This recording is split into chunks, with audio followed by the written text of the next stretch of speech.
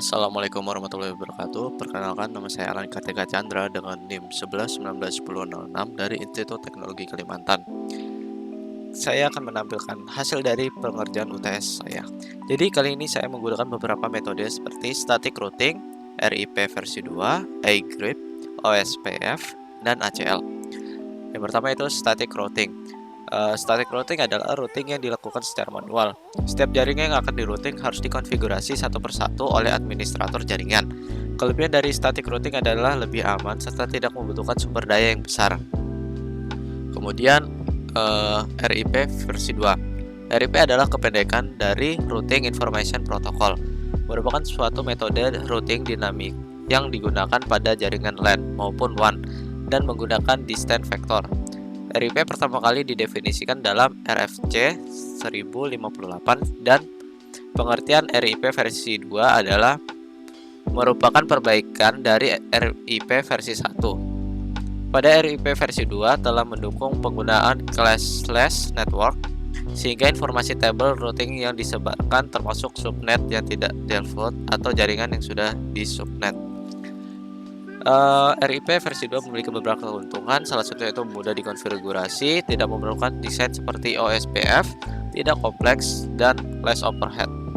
Kemudian kerugian dari RIP versi 2 yaitu utilisasi bandwidth-nya sangat tinggi karena diperlukan untuk broadcast setiap 30 second, terbatas pada jumlah hop atau bukan bandwidth, tidak scalable, hop count hanya 15, dan konfigurasi rendah.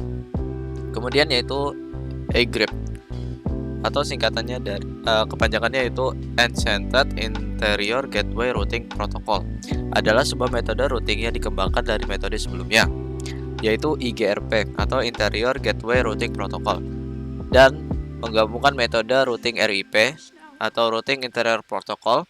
Dikatakan demikian karena iGrip atau Enchanted Interior Gateway Routing Protocol menggunakan metode distance vector dan link state protokol yang diadopsi dari masing-masing routing sebelumnya, sehingga iGrip atau Enchanted Interior Gateway Routing Protocol disebut-sebut metode routing yang paling efektif untuk menangani routing skala menengah dan besar dibanding dua metode sebelumnya. Kemudian ada OSPF atau Open Source Path First, adalah sebuah protokol routing otomatis atau dynamic routing yang mampu menjaga, mengatur, dan mendistribusikan informasi routing antar network mengikuti setiap perubahan jaringan secara dinamis.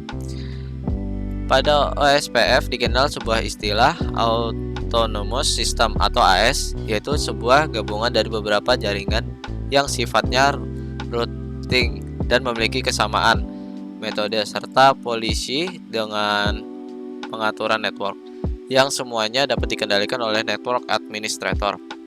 Kemudian itu ada ACL atau yang bisa dikenal dengan access list, merupakan sebuah mekanisme yang digunakan untuk melakukan filtering terhadap traffic yang ada pada jaringan.